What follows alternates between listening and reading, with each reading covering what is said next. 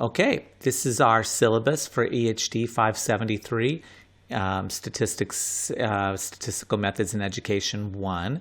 And let's just kind of walk through the syllabus. We won't go through it word for word. You can read it on your own to do that. But let's hit some of the highlights. And in fact, I've highlighted them on my copy here for us to go through and make it more clear what I'm talking about.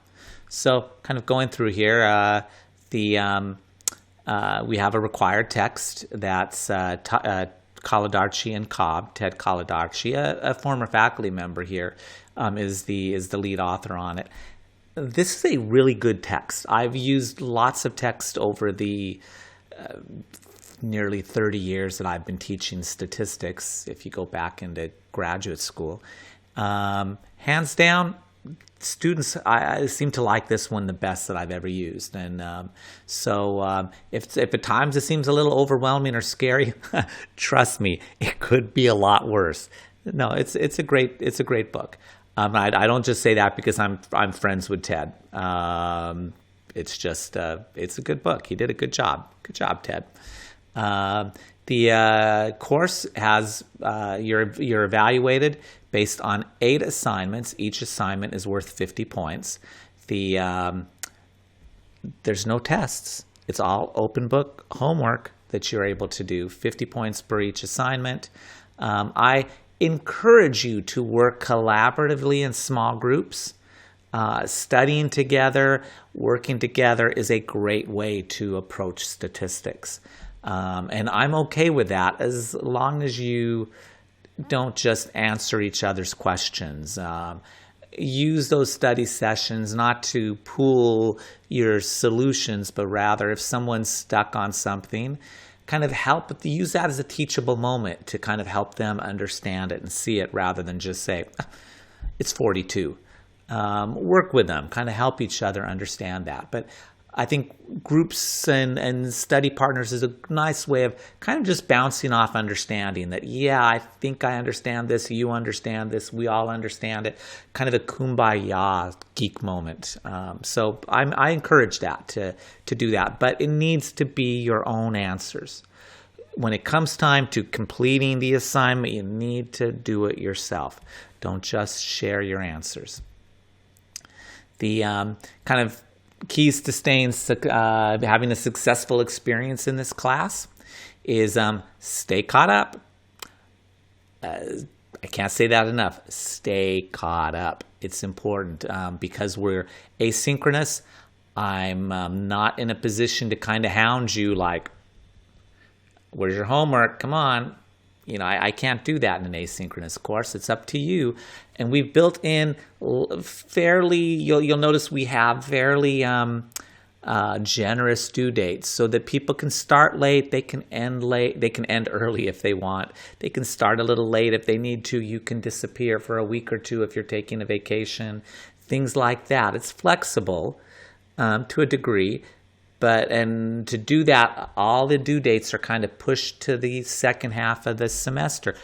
To the summer. You can turn them in early. That's great. Please do.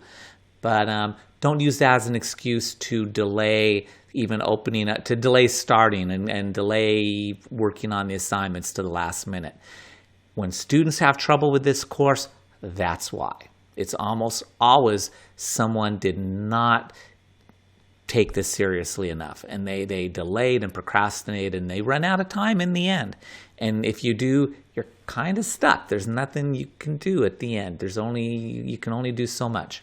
So these due dates, you'll notice, are pushed back, but please don't use that as an excuse to procrastinate. We have a proposed schedule that you'll see in the syllabus. Use that as your guide. You can, again, wiggle room around a little bit. You can always get ahead. That's wonderful. But you can be a little flexible with it. But as long as you stick with that, you'll be safe. And if you start to get behind it, you should be a little worried. If anything comes up, talk to me so you can let me know. The best way, just study every day. It's much better to study this regularly a little bit than try to cram it all in on a Friday night when the assignment's due in 2 hours.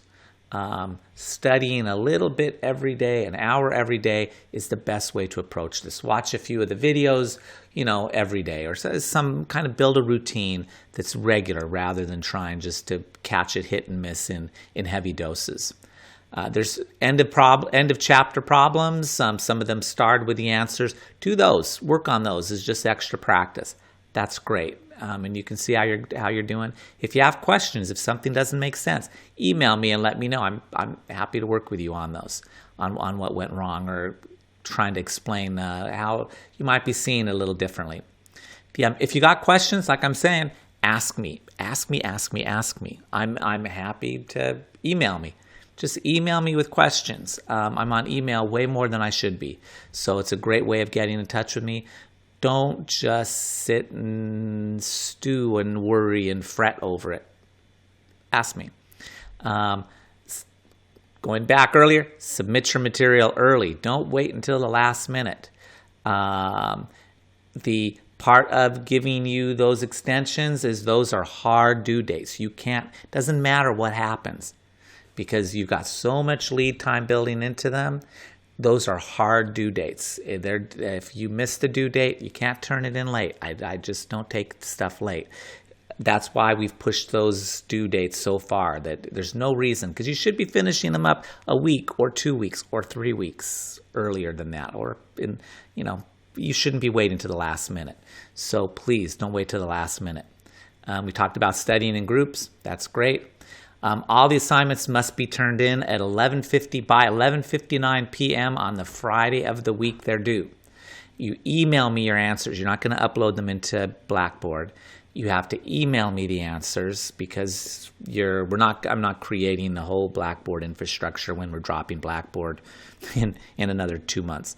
You can download, if you watch the video on Blackboard, you can see where you can download a copy of the assignment. Print it off, work on it. You can scan it and send me a copy. If it's a Word document, you can put your answers straight in the Word document, save it, and send it back to me. If you can't scan it and don't want to work in the Word document and you're really kind of stuck, take pictures with your camera. Students have done that. Take pictures with your camera, send me the camera pictures page by page, and I'll assemble them and figure it all out. But it has to be in by 11:59. You can't email me at 12:10 and say, oh, I was going to take pictures, but my camera's dead. You missed it. That's just the way it is.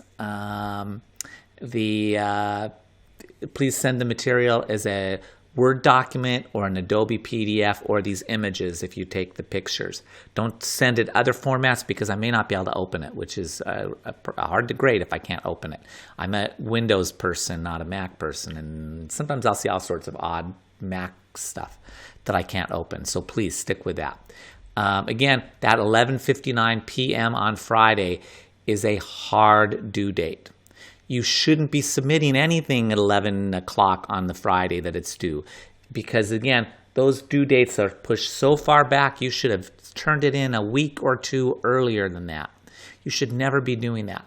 And by giving the generous due dates, I'm also trying to address every possible contingency. I don't like being in a position where someone's like, well, I was sick, so give me more time. I've got a trip, so give me more time. I've got a wedding I need to go to, so give me, then I've got to juggle. Okay, who gets more time? What's an excuse worth an extra week? What's an excuse not worth an extra week? This way, by pushing everything back a couple weeks, everybody gets more time. Everybody gets an extra week to do everything for every assignment. Isn't life good? So there's no excuse. There's no reason there's no reason to be turning it in late, because you should have turned it in a week or so earlier. Just to be clear, because it still happens, that means internet problems at your home. You email me and say, well, the network was down, I couldn't send it. My response is, that's why you should have submitted it a week ago. If the campus network's down, well, you say, well, it's not my fault, the campus is down. That's why you should have sent it a week earlier. Your laptop's stolen, you're on vacation, you're on a business trip, you're sick, your family member's sick, You have a wedding, you have your wedding. You have a funeral. Well, if your funeral, that's the only excuse I'll take. No, I'm serious. It's these are hard deadlines, and it just kills me when someone will say, "Oh, but I didn't think you meant that you wouldn't accept it for that." No, I won't accept it for that. Again, everybody's got extra time to take care of this, and it's the fairest way for everyone. So I think I've hammered that enough. If you want to contest a grade on an assignment, that's okay. You need to, I guess, 2 points. You need, well, maybe 3. You need to let me know within a week of getting the assignment back that you're contesting a specific question. Notice that it needs to be because there's a problem with the question. It can't be just simply explaining why you got it wrong. Students will do that sometimes. It's like, well, you can see that I forgot to carry that 1, and that's why my answer's off. Can I get partial credit? No, there's nothing wrong with the question. If it's great that you can understand why you got it wrong, that's good. That's good insight. But that's not enough to explaining why you got it wrong isn't enough to get credit for the question. It needs to be a problem with the question. Other policies, all the policies. I won't go through all these because these are all pretty much in everybody's syllabi. One thing I will emphasize is the incompletes. I know some people are squishy with incompletes. I follow the university policy for incompletes that you have an incomplete because you're passing the course up to that point and something happens that just gets in the way of completing. I've had that happen. I've had people suddenly get very ill, unfortunately, or have life events that come up that prevent them from finishing the semester. If that happens to you, please come talk to me. Don't wait until after the semester because at that point there's nothing I can do. If something's going on and you think that there may be trouble, please talk to me and we can work it out. We can at least start to set the clock. Okay, let's kind of see how things are going, and we'll work that way. But afterwards, there's nothing I can do. So if something comes up and you need an incomplete, or you may need an incomplete, I'm completely understand. I mean, after just being so hard-nosed about you can't turn stuff in late, I'm good with incompletes, but it's got to be for the rules. You need to be passing the course at that point, and you need to let me know in advance. You can't let me know afterwards and then ask for the incomplete. You don't get incomplete. You're not supposed to get an incomplete just to avoid a bad grade or because you run out of time. That happens when the students procrastinate too long. Sometimes someone will want an incomplete. They'll say, I can finish it if I just have 2 more weeks. No, you don't get it. It needs, but I've had students, again, that have gotten ill, that have had family events, crises come up. They've sat down. We've decided best thing for you right now is to focus elsewhere. Let's work on that and you can finish this later. But they did it in advance and they were passing at the time. Academic stuff, all those university policies. Here's the schedule. You can kind of see right here, I've highlighted what I'm talking about. Notice assignment 1, I'm pointing to the screen. Assignment 1 covers chapters 1 through 5. That's not due until the week of June 29th. So it's due July 3rd. Now notice, you can finish that the week of the 18th. So you can finish that like in a couple weeks. You go through chapter 5, but the assignment's not due until July 3rd. Please don't wait till July 3rd to do those. It's July 3rd just in case someone is coming in and they're saying, I'm really busy at work, I can't do anything, I need to start the course in a couple more weeks. And they're still able to do that. They have to play some catch up, but you can do that. And also so that I deal with the whole every excuse possible reason.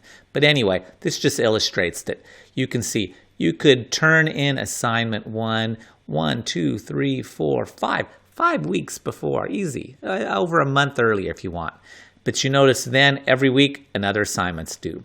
So it's fairly steady at that point. So again, if you wait until July 3rd to start doing assignments, you're going to be pretty busy the rest of the summer because you got an assignment due every single week. So don't do that. Get them done earlier. Okay? I think that summarizes our syllabus. If you have any questions, you know what to do. Email me, let me know. I'm glad to have you in class. We should have a good summer. This is great stuff. I love statistics. You'll be able to tell. So anyway, take care. See you later. Bye-bye.